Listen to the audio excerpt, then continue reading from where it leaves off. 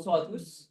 Du coup, pour ceux qui ne connaissent pas, on est l'association de philosophie. Et donc là, ça va être la deuxième conférence du semestre. On en a déjà fait une il y a quelques semaines. Et pour les autres événements, en fait, on fait des maths et philo, donc des discussions sur des thèmes de philosophie entre étudiants toutes les semaines. Et du coup, c'est tous les mardis à 18h15 en CE1. C'est ça. Voilà, donc si vous voulez passer mardi prochain, n'hésitez pas. Et puis voilà, donc là, on va passer à la conférence. Ce soir, ce sera sur le sujet des cycles de violence, enfin, de l'origine de la violence et comment évolue la violence de la société. Avec du coup donc, Guillaume Préchac, un petit peu parce que c'est donc, mon frère et c'est son sujet de thèse en philosophie. Voilà, donc je le laisserai présenter derrière un peu plus ce sujet. Et puis voilà, merci à vous d'être venus. Et puis n'hésitez pas si vous avez des questions après, on aura une séance, ça durera autour de 50 minutes et ensuite on aura une séance de réponse aux questions. Et puis ensuite on ira boire un coup si vous voulez continuer à poser des questions et puis boire un verre à côté. N'hésitez pas. Voilà. Je laisse la Super. parole à Guillaume. Et puis on peut Merci. commencer. Merci beaucoup. Alors, d'abord deux questions. Est-ce que vous m'entendez bien? Ouais. Et est-ce que vous êtes bien là pour René Girard, pour l'origine de la violence? C'est bon, tout ça, c'est bon? Bon, j'aimerais remercier à mon tour forcément l'association IPHILO. Merci également à l'ARM, l'Association des recherches mimétiques françaises, qui est partenaire de cette conférence, et l'aumônerie. Sans plus attendre, je commence donc, je me lance dans le cœur du sujet. Quelle est l'origine de la violence et comment expliquer son omniprésence? La violence semble être un universel de la condition humaine, et il n'est pas une société ou une époque qui soit sans violence. Dès que l'on remonte dans l'histoire de l'humanité, les traces archéologiques montrent que même les peuples les plus anciens avaient des guerres, des crimes, mais également des choses bizarres comme des sacrifices. Or, des milliers d'années plus tard, nos sociétés ne semblent pas bien différentes. L'irrationalité de la violence n'a pas été détruite par la modernité. Non seulement nous connaissons encore des guerres, des crimes, mais plus encore, nous voyons ressurgir des violences collectives qui touchent au sacrificiel. Ainsi, si l'on regarde dans l'histoire récente, en France, la volonté rationaliste des Lumières s'achève dans la terreur révolutionnaire et dans des procès en forme de lynchage unanime, aboutissant à des surenchères de mise à mort sanglantes au moyen de la tristement célèbre guillotine. C'est d'autant plus étonnant que la violence nous semble irrationnelle. Comment donc expliquer que l'appel à la raison se soit achevé en surenchère de violence? S'il nous faut un autre exemple, au XXe siècle, les deux grands totalitarismes que sont le nazisme et le communisme ont fait surgir des horreurs inédites à des échelles que la technique poussait à un degré de violence incalculable. À nouveau, ce qui frappe dans ces violences est sa logique.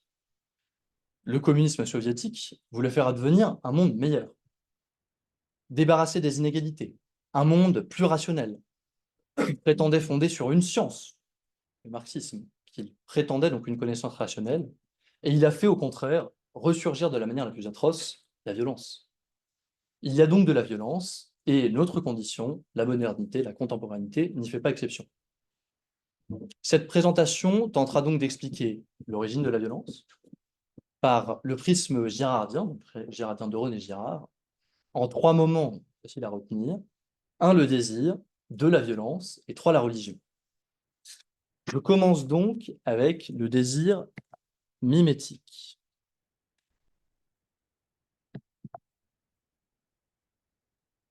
Bon, eh ben on va rester sur cette slide.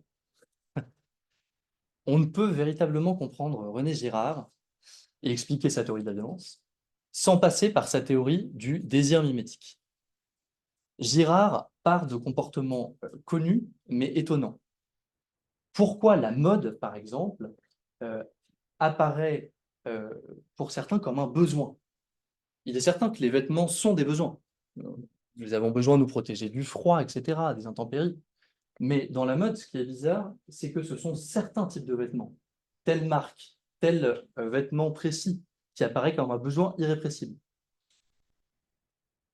De la même manière, je ne sais pas s'il y en a ici qui ont des enfants, mais vous avez certainement déjà vu que si vous mettez deux enfants dans une pièce remplie de jouets, inévitablement, à un moment ou à un autre, ils vont se battre pour le même. Ce sont des comportements très difficiles, très étonnants. Et les modes d'explication traditionnels ne semblent pas vraiment fonctionner. Si on prend par exemple la sociologie, le mode d'explication le plus classique est la socialisation primaire, donc l'école, la famille, la religion. Or, on n'apprend pas vraiment dans la famille à justement avoir un goût pour telle ou telle marque. On s'habille avec les vêtements que choisissent les parents. De la même manière, je ne sais pas ce qu'on vous a enseigné à l'école, mais normalement, à l'école et dans la religion, on n'enseigne pas la mode. Donc ça semble difficile à expliquer. De la même manière, les philosophies critiques de la technique, donc par exemple avec Heidegger, avec Jacques Ellul, peuvent bien expliquer le mode de production des objets de mode, du fast fashion, etc. Ils peuvent expliquer les machines et la généralisation des machines. Mais ils n'expliquent pas ce qui est vraiment important dans la mode, à savoir pourquoi est-ce qu'on achète ces vêtements. Parce que si on ne les achetait pas, s'il n'y avait pas ces phénomènes de mode, eh bien les machines ne les produiraient pas. Girard permet d'expliquer ces comportements étonnants par sa théorie du désir mimétique. Donc, qu'est-ce que ça veut dire?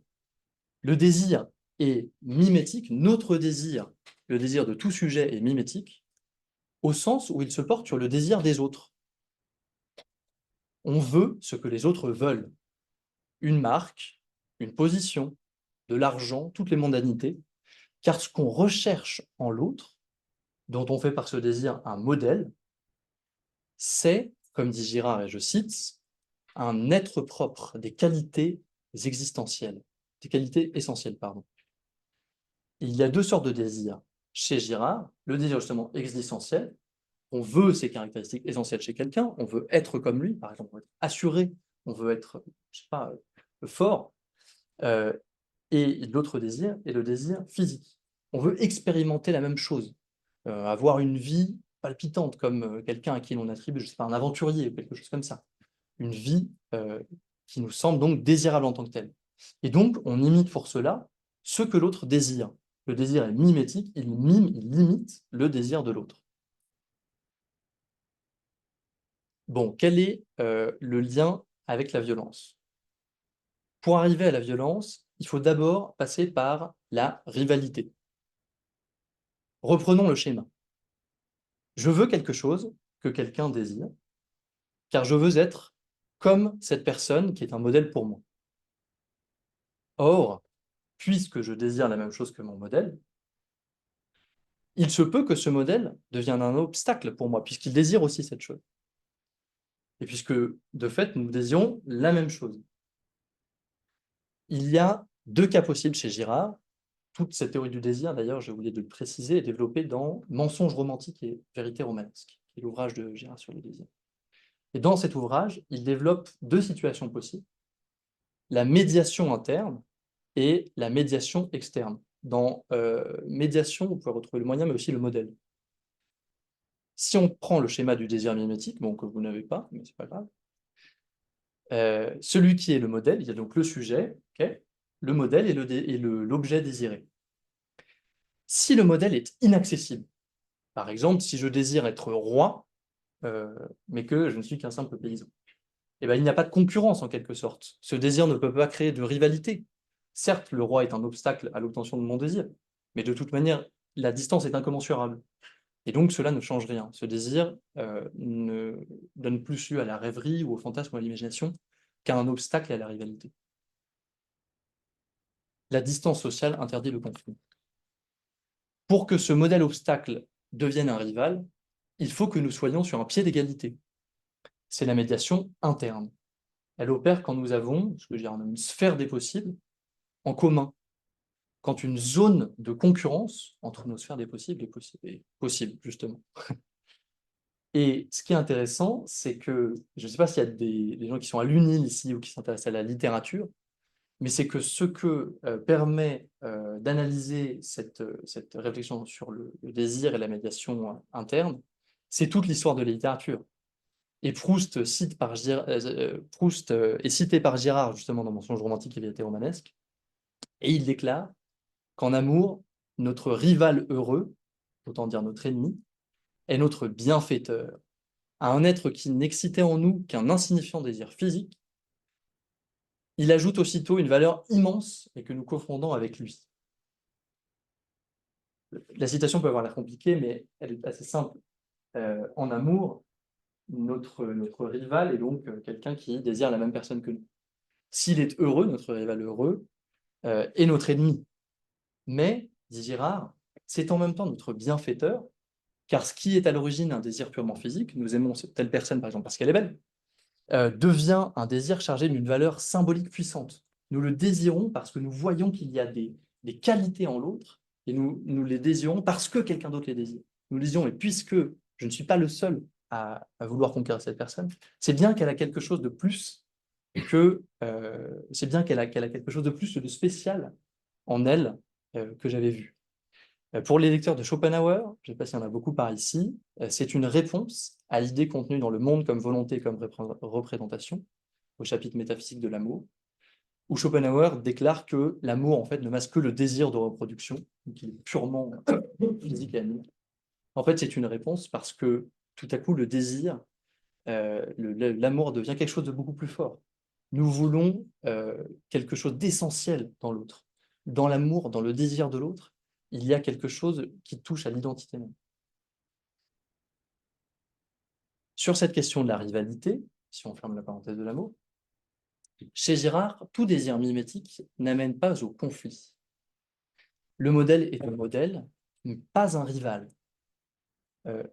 Il y a rivalité, il y a conflit lorsqu'on se met à identifier le désir du modèle à un objet exclusif, à un objet que seul l'un de nous peut avoir, et que nous sommes donc en médiation interne dans la même sphère des possibles.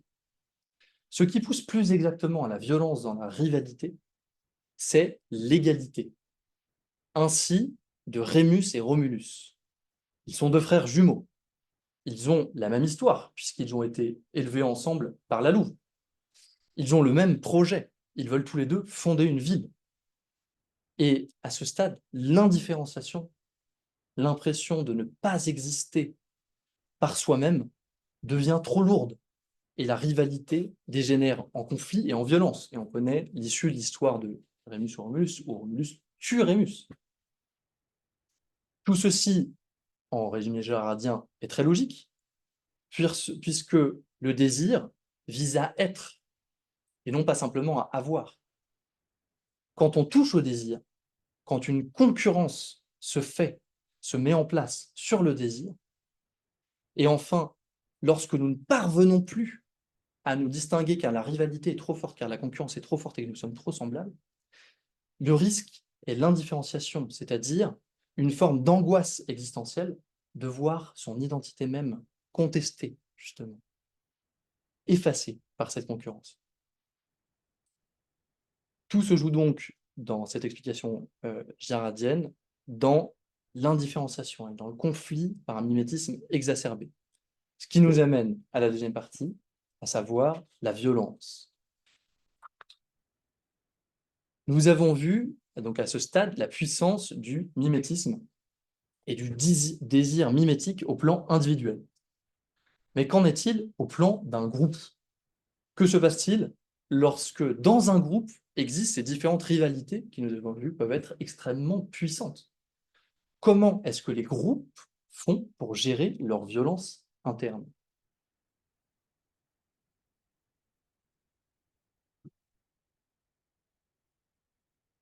Pour le groupe, le mimétisme est une épée à double tranchant. Comme le mimétisme généralise les comportements et les conduites, il permettra l'apprentissage de la langue, de la culture, etc. Mais il risque en même temps de généraliser à tout le groupe la violence.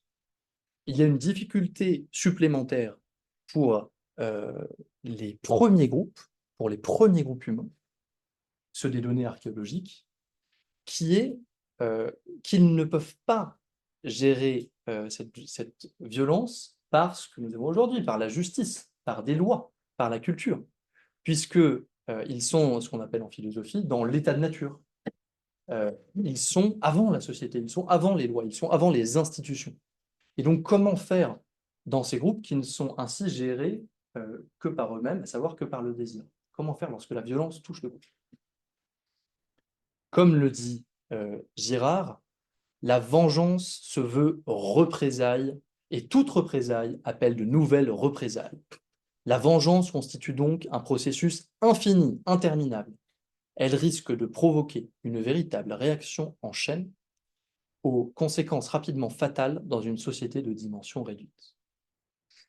Et oui, les premiers groupes humains étaient de taille réduite, ils étaient petits. Et donc, si la violence se répand dans une société qui n'a pas de moyens de l'arrêter, eh bien, elle fait peser une menace existentielle à ce groupe, la disparition du groupe. Or, les données anthropologiques, les données archéologiques, montrent que ces violences existaient et qu'elles faisaient peser ce risque d'emballement. Les cycles de vengeance, les vendettas, les guerres fratricides et les guerres de clans sont des situations familières à l'anthropologie. Si on en revient à la théorie du désir mimétique, quoi de plus normal? Une fois la violence déclenchée, il n'y a pas de raison que le mimétisme, qui généralisait les pratiques entre les individus, fasse une exception pour la violence.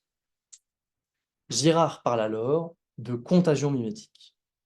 La violence se répand comme une traînée de poudre. Elle crée une agitation, une situation dangereuse où chacun est pris dans un état fébrile et où la violence peut se retourner contre chacun. Nous sommes alors en possession de deux faits contradictoires. Les sociétés primitives connaissaient la violence. Et plus gravement encore, elles connaissaient des cycles de violence qui risquaient de les faire disparaître. Mais de l'autre, nous sommes encore là. Donc les sociétés primitives n'ont pas disparu. Comment expliquer cela? Pour trouver la solution à ce problème, il faut aller plus profondément encore dans ces sociétés à travers ce que les données de l'anthropologie nous en révèlent. Qu'est-ce qui les caractérise? Qu'est-ce qui les définit? Qu'est-ce qui les identifie? Ce que l'on constate, c'est que ces sociétés sont tout entières religieuses. Elles sont régies non pas par des lois, mais par des rites. Elles sont régies par des interdits, par des rituels. On peut reprendre ici la distinction entre naturel et culturel de Lévi-Strauss dans les structures élémentaires de la parenté, où il déclare-t-il, partout où la règle se manifeste, nous savons être à l'étage de la culture. Symétriquement, il est aisé de reconnaître dans l'universel le critère de la nature. Or, ce qui est naturel pour l'homme, c'est l'omniprésence d'interdits. Ce qu'on appelle généralement du point de vue technique l'inceste, mais qui est en réalité l'existence de règles et de tabous, d'interdits concernant le type d'union permise ou non. Ce n'est donc pas l'inceste au sens où on entend habituellement. Partout donc dans les données, partout donc l'universel des premières sociétés est le rite, la règle, l'interdit de nature non sociale, non politique, non juridique, mais religieuse. Comment donc démêler ce puzzle, cette intrication bizarre que nous semblons apercevoir à ce stade entre la violence et la religion, et comment expliquer que nos ancêtres aient survécu alors qu'ils risquaient constamment l'emballement mimétique et le coup près de la violence comme une épée de Damoclès. J'en viens donc au troisième temps, à la religion, à la divinisation de la victime et au bouc émissaire. Reprenons là où nous nous sommes arrêtés. Il y a des rivalités internes au groupe et la violence s'empare peu à peu de celui-ci. Dans cet état de violence, de rivalité et de tension, l'idée girardienne est que la contagion mimétique, donc la violence qui se répand de manière mimétique, va essayer de s'attacher par des accusations à plusieurs personnes, au groupe, dans une surenchère d'accusations. Celui-là, par exemple, a pris plus que sa part, celui-là a peut-être volé, un autre est un étranger, on l'accuse de perturber l'équilibre du groupe, etc. Certains ont peut-être une déformation ou une tare physique, comme Oedipe, dont le nom signifie pied enflé. Et enfin, il y en a un peut-être qui est tout cela à la fois. Et il est donc accusé de cela, il est accusé d'être secrètement mauvais, d'être secrètement monstrueux. Ainsi, quelle que soit l'accusation qui finit par prendre, que ça soit justement par la force de l'accusation, que ça soit par l'incapacité à se défendre de la victime, la colère unanime du groupe et ces élans de violence qui contaminaient la société se fixent sur cette personne. Arrivé à ce point de non-retour, c'est un déchaînement de violence. Toute la violence qui était contenue dans la société se retourne contre la victime innocente, qui est alors exécutée dans un meurtre collectif et unanime. La sortie de la rivalité ne peut en effet se faire que par l'unanimité. Au lieu de se méfier de tous, la dualité prend la forme d'un contre tous, ou plus exactement de tous contre un. La victime est un bouc émissaire qui est sacrifié pour l'unité du groupe. Le terme de bouc émissaire est important ici. Toutes les victimes de ces sacrifices sont, pour Girard, des boucs émissaires. Le sacrifice qui fonde à chaque fois dans chaque groupe les sociétés humaines accuse à chaque fois, mais chaque fois des innocents. Peut-être que la victime qui a donné par exemple la figure mythologique de Dionysos, peut-être que cette victime avait un lien avec le vin, peut-être qu'elle était ivre, peut-être que, etc., etc. Mais elle n'en reste pas moins pour Girard un bouc émissaire, car elle est innocente des crimes qui lui sont imputés. Elle est innocente de sa divinité, en quelque sorte. Elle n'est pas la source de la contagion mimétique. Elle n'est pas la source de la violence. Elle n'est pas la source de son apaisement une fois qu'elle est mise à mort. La théorie girardienne de la violence est donc, comme l'ouvrage éponyme, le bouc émissaire, une théorie du bouc émissaire, une théorie de l'innocence de la victime. C'est de plus une théorie réaliste qui invite à voir, comme avec l'exemple de Dionysos ou d'Oedipe, la réalité de la violence derrière les symboles et derrière les mythes. Stéphane Binolo parle ainsi d'un réalisme ontologique. Il y a une violence réelle derrière les symboles. Et ce réalisme ontologique demande un réalisme herméneutique, c'est-à-dire un déchiffrement des mythes pour retrouver la violence qui se cache derrière ces mythes. Nous voyons donc ici un point important, la théorie girardienne de la violence. Le groupe croit à la culpabilité de la victime et la déshumanisation qui a lieu pour attaquer la victime prend sur le groupe. Si on prend des exemples plus récents, pendant la Première et la Deuxième Guerre mondiale, la déshumanisation était une pratique qui était utilisée sciemment pour pousser les hommes au combat. Ainsi, dans L'Outrage des barbares, un ouvrage écrit pendant la guerre, publié en 1917, Pierre Loti assimilait les soldats allemands à des gorilles. Dans l'ouvrage, donc L'Outrage des barbares, ils sont lâchés par leurs maîtres sur nos belles provinces pour les dévaster. Après qu'ils soient passés, tout est saccagé, émietté, pulvérisé. Les gorilles ont trouvé le temps de n'épargner rien. Et il adresse donc cet ouvrage aux enfants de nos écoles, pour qu'ils n'oublient jamais de se méfier toujours des gens d'Allemagne, comme des loups et des vampires. On voit donc qu'il y a bien une espèce de mystification consciente. On essaie de faire croire que dans cette violence mimétique, que l'ennemi, que la victime accusée n'est plus humaine. Et cette mystification est très importante pour le groupe, car sans cela, le groupe ne parviendrait pas à tuer, ne parviendrait pas à extérioriser cette violence. Si l'on revient donc à cette violence unanime, à cette violence fondatrice, une fois que la violence du groupe s'est mise en marche, la victime est lynchée. Et comme lorsque, tous les jours, nous nous mettons en colère et que la colère retombe, eh bien, le groupe se demande qu'est-ce qui a bien pu lui arriver? Comment s'est-il mis dans un tel état de violence? Et ils font un constat, ces groupes archéologiques, ils font un constat, ils se disent qu'ils voient que le groupe a été possédé de violences internes, il a été possédé de tensions, il a été possédé de querelles, et maintenant que la personne qu'ils accusaient d'être l'origine de ces tensions, de cette violence et de ces violences est morte, eh bien, ils voient que les tensions retombent. Et Girard attribue, donc analyse à ce stade une espèce d'empirisme religieux.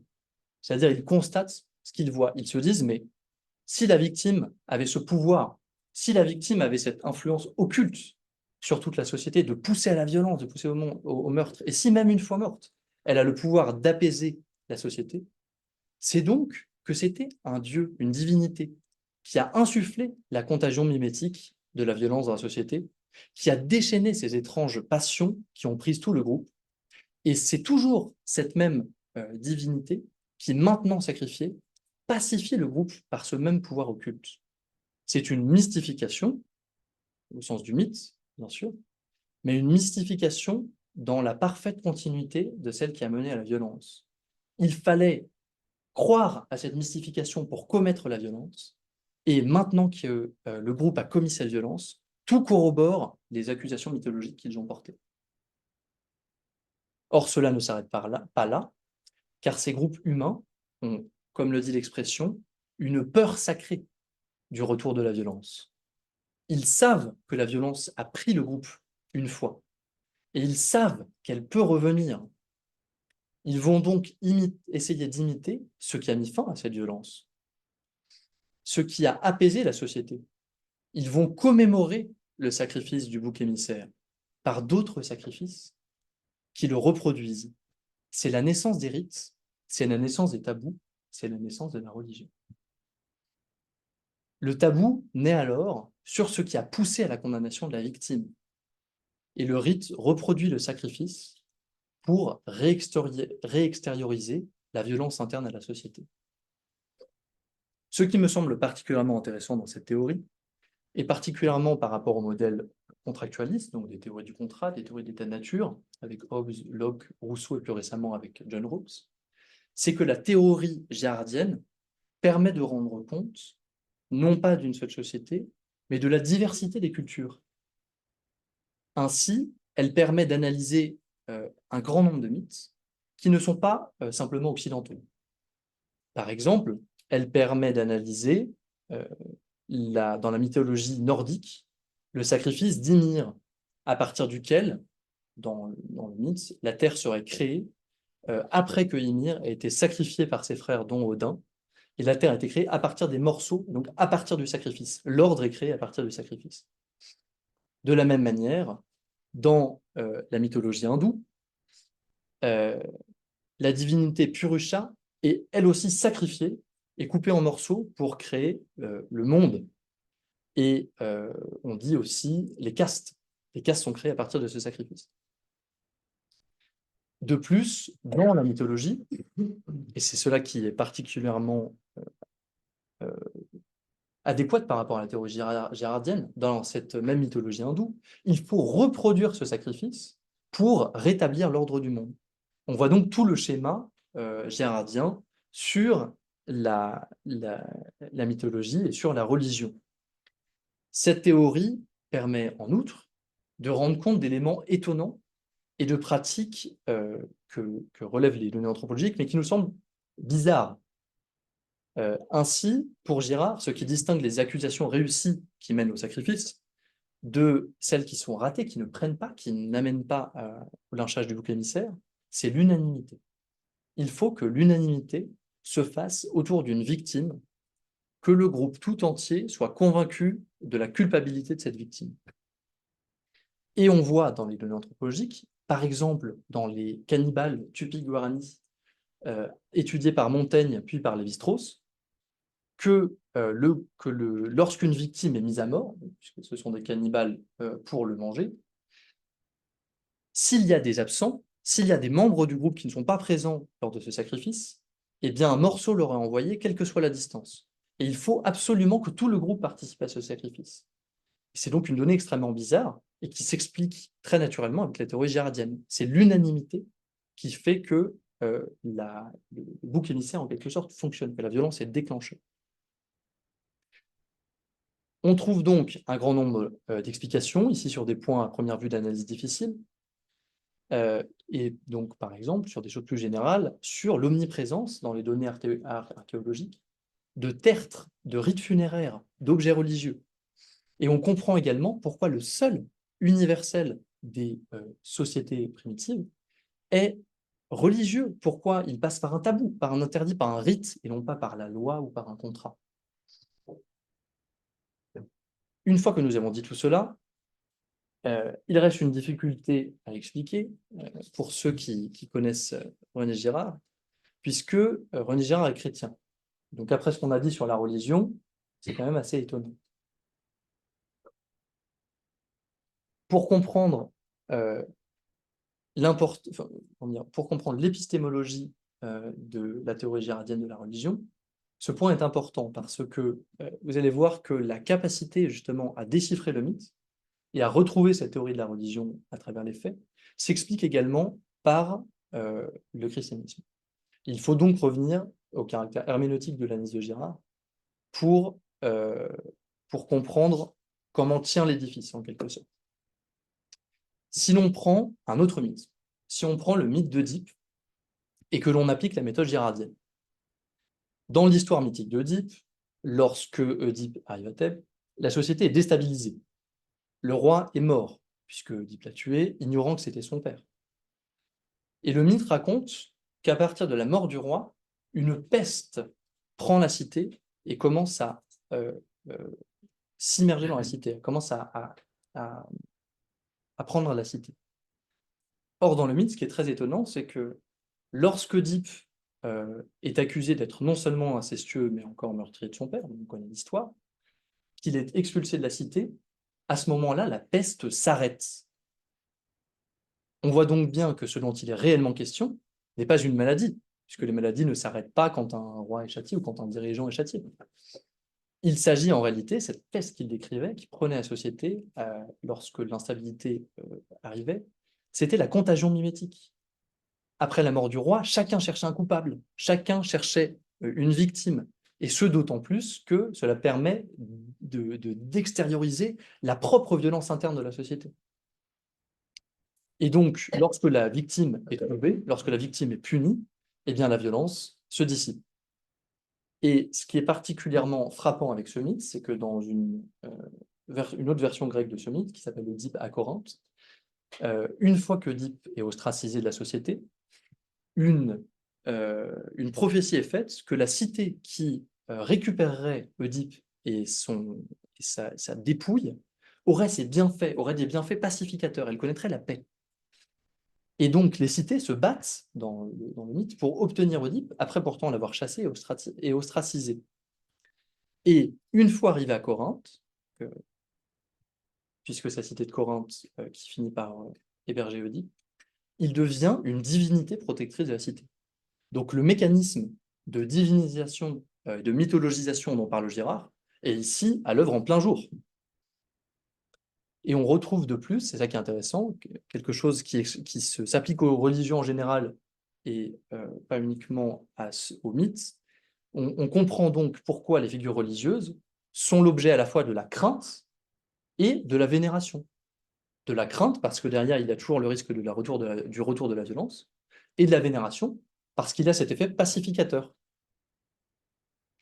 Et donc si on en revient au caractère herméneutique, pour pouvoir faire cette analyse du mythe d'Œdipe, mais également de tous les mythes que nous avons analysés jusque-là, il faut un certain point de vue. Et vous avez certainement remarqué que ce n'est pas la manière habituelle d'analyser le mythe. Il faut partir, pour déchiffrer cela dans le mythe, de l'innocence de la victime. Il faut concevoir les mythes et les récits des religions anthropologiques du point de vue de quelque chose de réel. Il faut les approcher du point de vue de la vérité et de la culpabilité.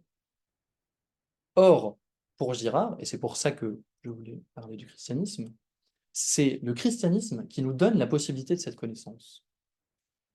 Pourquoi? Parce qu'à première vue, en fait, le christianisme n'est pas différent de toutes les autres religions. Dans le christianisme, on a des accusations, une victime qui est mise à mort et la naissance d'une religion, pardon. Il n'y a donc, à première vue, rien de nouveau. Pourtant, si l'on compare en détail aux exemples précédents, on peut voir que l'histoire est tout à fait différente. Dans l'histoire, dans le mythe de Dionysos, tout est encore mythique.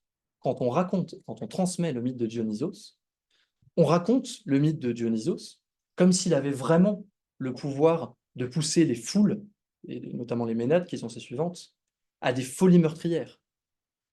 On raconte le mythe d'Œdipe comme si la découverte de l'inceste et l'ostracisation d'Œdipe avaient vraiment fait cesser la peste, etc., etc. Les victimes divinisées sont présentées comme vraiment coupables et comme vraiment divines. De plus, le récit est extérieur. Comme le dit l'adage, les vainqueurs écrivent l'histoire. Et donc ici, les coupables, ceux qui ont mis à mort la victime innocente, racontent l'histoire et racontent le mythe, l'histoire d'une divinité.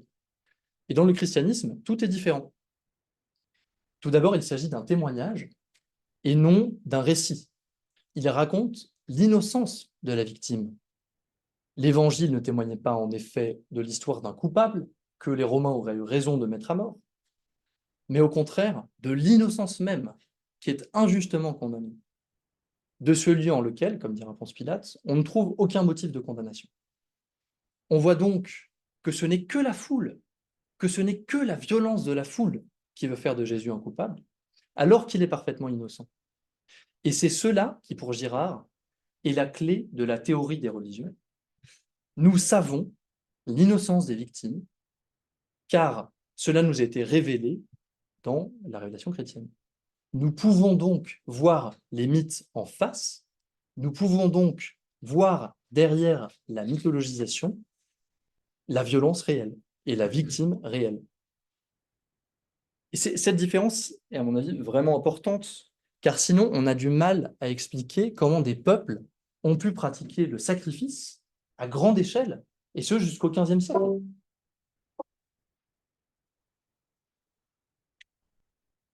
On a du mal à expliquer comment ce mécanisme du bouc émissaire a fonctionné aussi longtemps. Comment les Mayas ou les cannibales, par exemple, ont pu fonctionner justement sur le sacrifice jusqu'à la rencontre avec les Occidentaux. Pour Girard, cela révèle un autre point important de la théorie du bouc émissaire.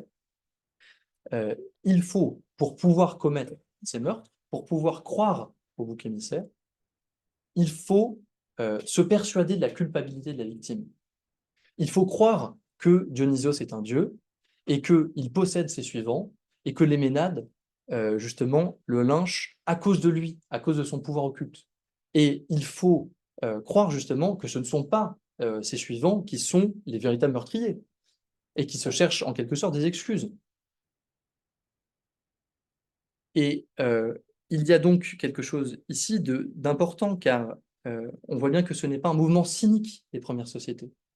On voit bien, si on regarde justement les témoignages des cannibales, qui ne disent pas justement que le cannibalisme est utile, que c'est un beau mensonge auquel il faut croire. Ils croient réellement que cela rétablit le groupe. De la même manière avec les sacrifices mayas. Il n'y a pas du tout de cynisme là-dedans. Il y a une véritable croyance dans l'efficacité du sacrifice. Et c'est donc la fonction essentielle du christianisme dans la théorie de la religion girardienne, puisque si nous pouvons déceler dans le mythe la violence sacrificielle, c'est parce que nous vivons dans des sociétés qui ont été marquées par la révélation chrétienne. Nous avons entendu la vérité de l'innocence des boucs émissaires, et nous avons donc les moyens de formuler, de comprendre, de concevoir la théorie girardienne et de l'utiliser. Cela n'empêche pas la violence, malheureusement, mais cela empêche d'y croire. Ainsi, les discours accusateurs modernes, avec lesquels j'ai commencé cette conférence, les discours, par exemple, du nazisme, qui voulait faire du juif un nouveau bouc émissaire, qui voulait en faire un monstre au pouvoir occulte qui comploterait dans toute l'Europe. Ce discours du bouc émissaire contemporain, n'a pas pris. Et nous ne sommes pas aujourd'hui dans une espèce de société païenne où le sacrifice aurait été rétabli et où nous mettrions à croire à nouveau à cette culpabilité du bouc émissaire. De la même manière en URSS, le bourgeois était le contre-révolutionnaire qui complotait partout de manière cachée, etc. Il y avait cette volonté de recréer un bouc émissaire. Mais ce mensonge n'a pas pris, car nous ne croyons plus justement à la culpabilité du bouc émissaire. Et nous savons aujourd'hui, même si le bouc émissaire est très puissant et qu'il a eu un attrait sur ces sociétés, nous savons aujourd'hui que c'était une idéologie mensongère. Et aujourd'hui, le consensus s'est fait sur ce mensonge. Nous savons donc déceler le bouc émissaire, même si la force des discours victimaires qui veulent créer des boucs émissaires est encore très puissante. Voilà donc le schéma complet. Le mythe révèle chez Girard l'origine violente de la religion, le meurtre fondateur du bouc émissaire, commis dans une violence unanime qui fonde la société, et il le révèle parce que le christianisme nous a donné la clé de cette révélation, l'innocence de la victime. Ce tour d'horizon de la pensée de René Girard est désormais terminé. Je ne peux que vous inciter maintenant à lire Mensonges romantiques et vérité romanesque pour ceux qui ont été particulièrement intéressés par la théorie du désir mimétique, ou Le bouc émissaire et la violence et le sacré pour ceux qui ont été intéressés par sa théorie de la religion. Et s'il y a des questions, eh bien, je suis à vous. Merci.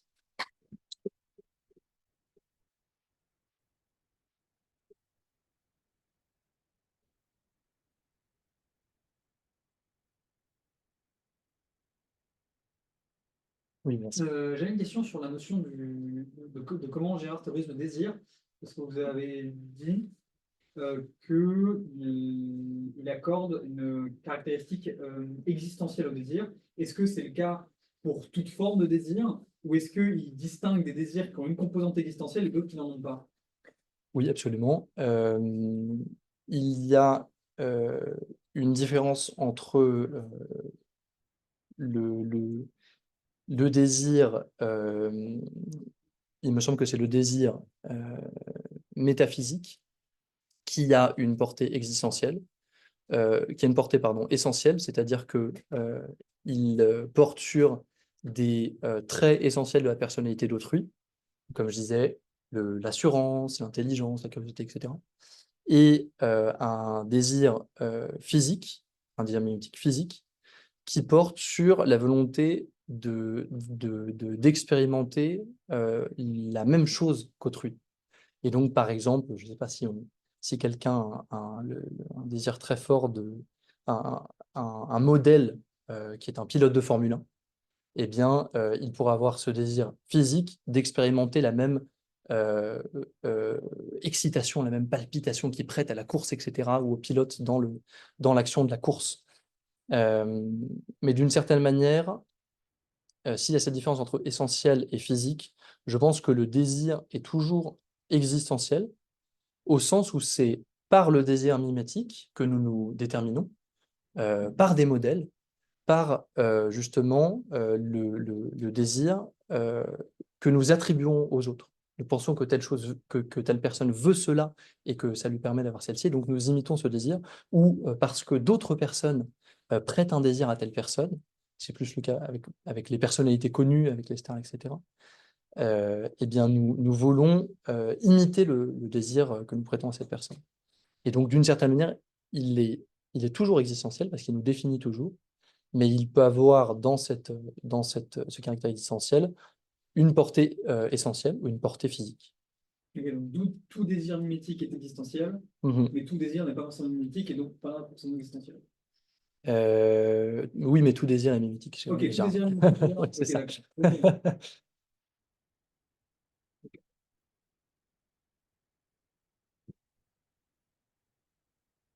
J'ai plutôt une question sur la différence entre les religions et le christianisme en général. Euh, Parce que d'un point de vue fondamental, les victimes sont toujours innocentes. Mais du coup, donc, la question du christianisme, c'est pas la question de Jésus, c'est la question justement plutôt du récit. Et du coup, comment est construit le récit. Et donc, du coup, l'aspect transformateur du christianisme, c'est les évangiles, du coup, c'est pas Jésus. En fait, ce sont les deux, puisque les évangiles, puisque en fait, chez Girard, explicitement, et notamment, c'est dit à de nombreuses reprises dans Achevé Clausewitz, c'est le Christ qui révèle l'innocence de la victime. Et donc, puisque les évangiles relatent l'histoire de la vie et la parole du Christ. Oui, c'est que c'est par les récits, parce que sur le moment, le cycle de l'évidence fonctionne et toute la fin. tout l'aspect préliminaire avant la dissimulation fonctionne de la même manière. Parce qu'il y a une mort, la foule est protégée contre lui, et donc il y a tous les éléments qui font que justement c'est quelque chose de normal. Alors Et oui, puisque justement vous avez dit qu'il fallait croire à l'innocence de la victime, la différence dans cet aspect-là, c'est plus dans l'aspect récit. non, en fait, il n'y a pas de différence au sens où le christianisme est bien une religion, selon le schéma de René Girard. Donc, il fonctionne avec l'unanimité violente, le bouc émissaire, le sacrifice des victimes. Mais la différence, c'est que les accusations ne portent pas.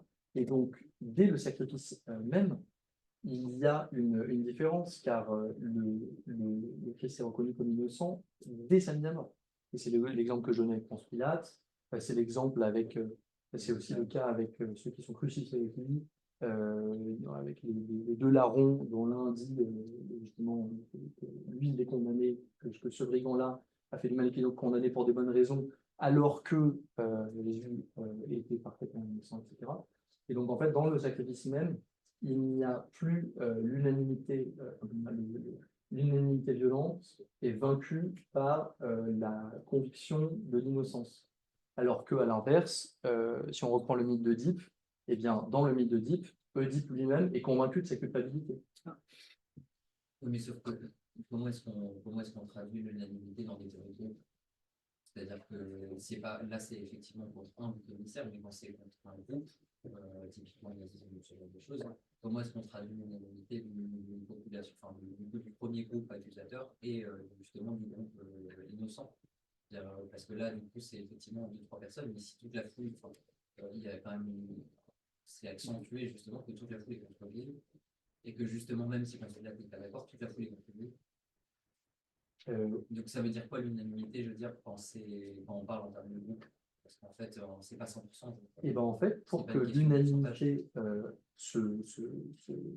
pour que le sacrifice fonctionne réellement et que le bouc émissaire soit divinisé, que le mythe prenne place, il faudrait, si justement, que même dans des groupes de grande échelle, même la population sacrifiée soit convaincue de sa propre culpabilité. Et par exemple, dans les sacrifices mayas, il n'y a pas ceux qui font les sacrifices qui pensent que ceux qui sont sacrifiés pour rétablir l'ordre du monde. Il y a aussi ceux qui sont sacrifiés. Ceux qui sont sacrifiés le font dans une certaine mesure volontairement, car ils savent que c'est pour rétablir l'ordre du monde, car ils se disent que c'est pour rétablir l'ordre du monde. Et donc, il y a bien une unanimité qui touche, et c'est ça qui est très étonnant, même les victimes. Et donc, c'est ça qui expliquerait le fait que tous les autres n'aient pas fait le nazisme, non, alors, oui, c'est cela qui explique que ça n'a pas fonctionné, parce que l'unanimité n'a pas prise avec les victimes, mais pas que. Et justement, il y a une raison pour laquelle les exemples d'unanimité violente, même à des larges échelles, que l'on prend sont des sociétés non chrétiennes, alors que les exemples de tentatives de bouc émissaire échouées sont dans des sociétés chrétiennes. Et donc, les Mayas étaient une société païenne, donc la révélation de l'innocence des victimes n'avait pas eu lieu, et donc les sacrifices continuaient avec une unanimité complète, alors que l'Allemagne des années 30 était une société chrétienne. Et donc, le message de l'innocence de la victime avait déjà en quelque sorte insulté dans la société. Et donc, non seulement les victimes eux-mêmes ne croyaient pas à leur culpabilité, mais également des gens qui auraient tout à y gagner, en quelque sorte. Des gens qui auraient pu, je ne sais pas, bénéficier de la dénonciation de leurs voisins, etc., ce genre de choses. Certains n'ont pas fait, car ils pensaient que c'était mal, car ils pensaient que, justement, l'autre était innocent et qu'il n'avait pas de raison de dénoncer un innocent. Certains même, justement, convaincus de cette innocence, ont caché des juifs, c'est ce qu'on appelle les justes, les ont protégés au péril de leur vie parfois, parce que justement la conviction de l'innocence était plus forte que l'intérêt. Mais c'est bizarre pour un catholique comme Girard du coup, de dire que ce qui permet justement le signe de violence, c'est parce que les individus ne sont pas capables de savoir ce qui est le mal et qui ne sont pas au plus profond d'eux capables de discerner ce qui est le mal, alors que c'est justement dans la théorie chrétienne. Alors, donc, on peut me remettre ça, que le fait que, du coup, parce que justement, vous dites que les cycles ne prennent pas dans les sociétés chrétiennes, justement parce qu'ils sont capables de discerner le bien et le mal, pour considérer qu'au-delà du mythe en lui-même qui se crée et du cycle d'accusation, il y a une capacité de discerner le bien et le mal. Et sauf que cette capacité à discerner le bien et le mal, elle est partagée avec le Christ dans la théorie chrétienne. Elle est au fond de l'homme. Et donc, si jamais c'est ce qui est une barrière, bah, à ce moment-là, c'est pas possible de dire que les sociétés très chrétiennes, enfin les juifs, les anciens dans la foi, disons, des chrétiens après, comme ils sont voulés, bah, il n'empêche que du coup, c'est pas possible pour eux de succomber à ces cycles de violence si au plus profond d'eux, ils sont capables de discerner ce qui est le bien et le mal. En fait, Peut-être qu'ils c'est parce l'acceptent pas. que, en Peut-être fait, qu'ils c'est l'acceptent parce pas, que mais la quand même. question de Gérard n'est pas exactement la question du discernement du bien et du mal en général. En fait, c'est la question du discernement de l'innocence et de la fausse accusation, en quelque sorte. Et donc, on pourrait extrapoler et dire que il y a donc la capacité à distinguer de l'innocence de la fausse accusation parce que l'homme avait déjà en lui la capacité à discerner le bien et le mal. Mais en fait, ce n'est pas le propos de Girard. Il a en quelque sorte un propos spécialisé et localisé Oui, bien sûr, sur les religions et sur les si justement il est aussi catholique, ça veut dire qu'il est obligé de se pas mal. Oui, mais je pense Par que du rapport à sa coup, théorie. il ne se le pose, il ne se la pose que du point de vue qui en est le sien, c'est-à-dire que du point de vue de la violence et de la culpabilité. Et donc, du point de vue de la violence et de la culpabilité, le discernement n'est réellement aussi de la grande échelle que à partir de la révélation. Euh, Parce que chez Gérard, du coup, ces mécanismes émissaires, ces mécanismes mimétiques, sont plus puissants que l'individu. Ce sont des mécanismes de groupe qui dépassent l'autonomie individuelle. Voilà. Oui. Moi, j'avais une question concernant le fait que le christianisme admet une victime parfaitement innocente. Et est-ce que la, la conscience de soi comme une victime coupable peut être reportée sur autre chose, même dans la durée? Déjà, pour justifier la condamnation du Christ, le peuple juif dit que son sang retombe sur nous et sur nos enfants. Et si on regarde la suite de l'histoire, c'est un peu ce qui s'est passé. Ils ont systématiquement été les victimes de littéralement tout le monde. Peut-être même avec une conscience délibérée de ça, c'est-à-dire qu'ils ont une petite tendance à la victimisation. Enfin, la conjugation, je ne sais pas, mais à la position de victime systématique dans l'histoire. C'est ce qu'on constate depuis le Christ. Et, Je ne suis pas sûr de comprendre la question, du coup. bah, est-ce que cette culpabilité qui est manquante chez la victime, elle a pu se reporter, entre guillemets, puisqu'elle semble inscrite dans la nature humaine, parce qu'elle existe depuis toujours, elle a pu se reporter sur autre chose, à savoir le peuple juif qui se définit depuis le Christ comme précisément le peuple qui assume complètement d'avoir condamné un innocent. Alors, en fait, il y a quelque chose sur la notion de culpabilité. C'est-à-dire que la culpabilité chez Gérard ne signifie pas le sentiment de culpabilité, c'est-à-dire le remords et le regret d'avoir fait quelque chose, mais le caractère coupable ou non. C'est un retour à la racine. Et donc, d'une certaine manière, la culpabilité au sens du remords d'avoir fait quelque chose de mal n'est possible, effectivement, qu'à partir du moment où on a conscience de l'innocence de la victime. Donc, on peut dire en ce sens-là que la culpabilité au sens du remords d'avoir fait quelque chose de mal suit le christianisme, mais je ne pense pas qu'on pourrait dire que la culpabilité au sens contemporain, enfin, il n'y a pas de déport de culpabilité chez Gérard. C'est soit les accusations fonctionnent et quelqu'un ou un groupe est coupable, et donc dans ce cas-là, il est convaincu, le bouc émissaire fonctionne et il est expulsé par une violence, et tué par une violence, soit ça ne fonctionne pas, et donc une autre victime est prise. Il n'y a pas en quelque sorte d'entre-deux, et donc je ne pense pas qu'on pourrait dire ça sur le peuple juif à partir de Gérard. Oui. J'ai juste une question par rapport à ce qu'il dit des religions qui sont venues après le christianisme, l'islam. Oui. C'est l'analyse qu'il en fait. Alors en fait, l'analyse du bouc émissaire ne porte pas que sur les religions païennes ou que sur les religions anciennes, elle porte sur toutes les religions. Et donc, comme je disais, pour Gérard, toutes les religions fonctionnent donc par ce sacrifice, et donc même le christianisme. Et donc, je pense que l'analyse s'applique aussi par exemple, à l'islam. Mais je sais qu'il y a toute une partie des chercheurs gérardiens qui travaillent à justement l'application du discours gérardien à l'islam, et notamment sur les possibilités d'une dispositive dans l'islam. Donc, si vous voulez, si ça m'intéresse, je vous retrouverai une réponse précise parce qu'il y a des travaux sur ce sujet. Et donc, une réponse bien meilleure que celle que je pourrais vous faire maintenant.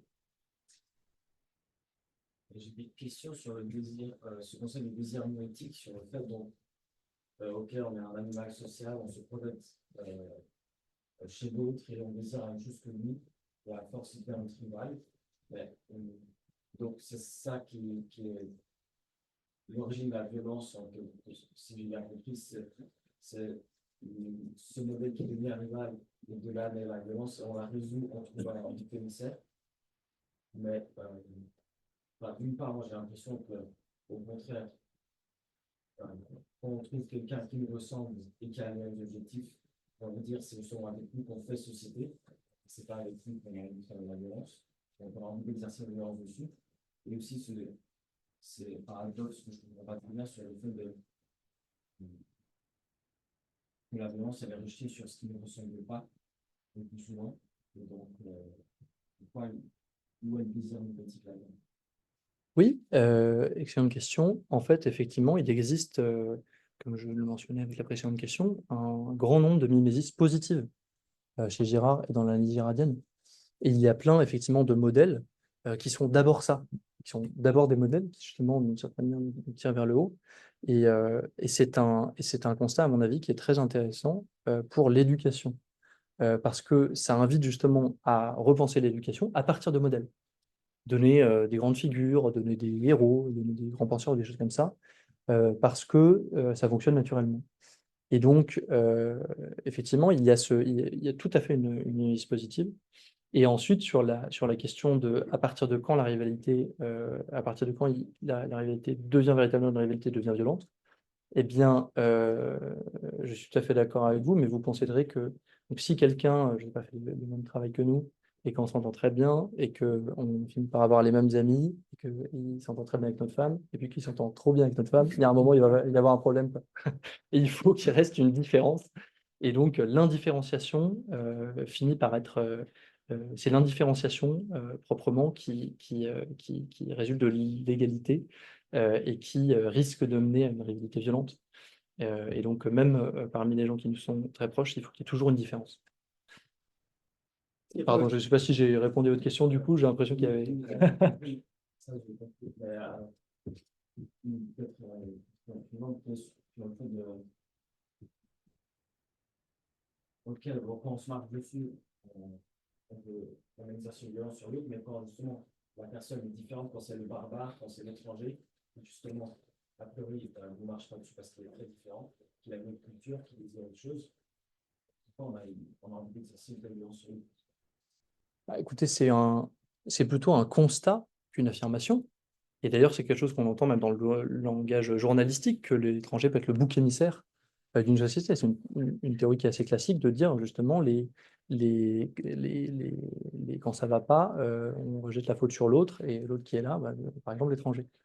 Et donc, c'est un constat, et c'est quelque chose qu'on retrouve aussi étonnamment beaucoup dans les données anthropologiques.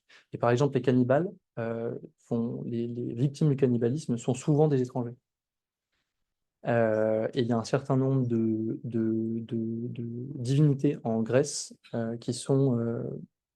enfin, c'est très choquant quand on a les lunettes girardiennes, parce qu'il y a des divinités dont le nom m'échappe, mais dont vraiment la caractérisation est d'être deux personnes étrangères. Et Dionysos, pareil, que je disais dans l'exemple, est une figure étrangère, une figure indienne.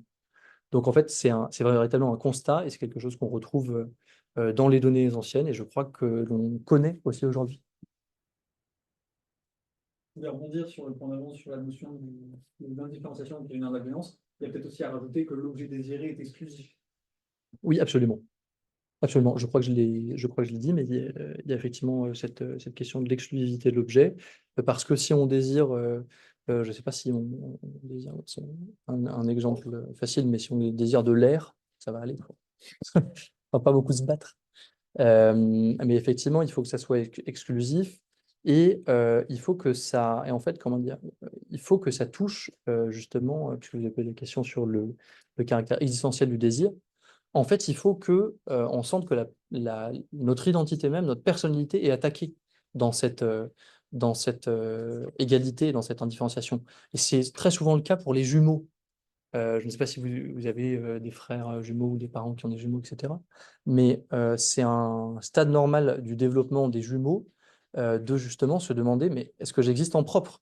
Qu'est-ce qui me différencie justement de mon frère qui est le même que moi, qui est toujours là, qui a le même âge, etc. Et c'est ce qui fait d'ailleurs la difficulté d'élever des jumeaux, c'est que ça peut être très conflictuel. Et ce qui est étonnant, c'est que ça peut être très conflictuel, très fort et très vite. Euh, voilà, c'est vraiment il faut revenir, je pense, pour vraiment comprendre le cœur de cette idée au caractère voilà, existentiel du désir. Il y a l'autre question. Donc, s'il n'y a plus de questions, on va poser la personne.